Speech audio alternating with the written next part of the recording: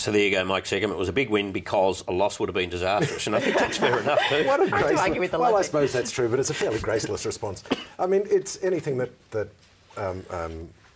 defeats big tobacco, I think, is fine for me. As a smoker, I can say this, who's struggled with it for years.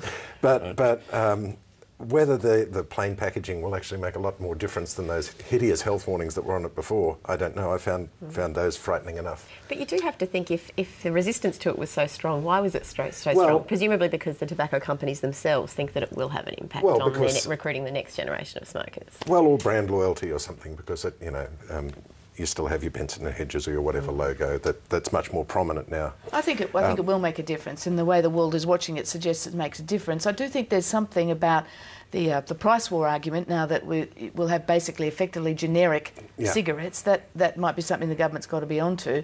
I think this is a big win. I do think it's a very big win in the anti-smoking campaign here, and it will be globally, and that's why Big Tobacco was so against it.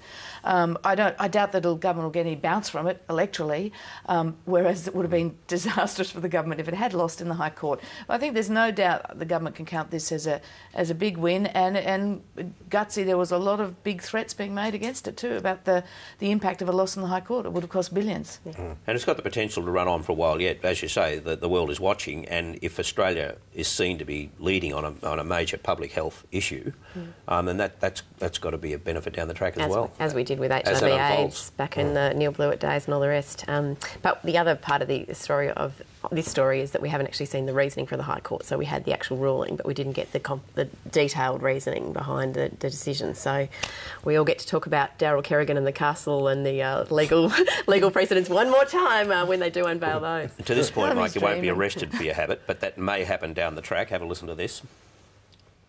I don't have on my agenda a ban, but I must say I'm cheered by the fact that when I was Health Minister, had primary school students writing to me all the time saying, why don't we do this? And I would write back and say, well, that may well be something that the next generation will take on.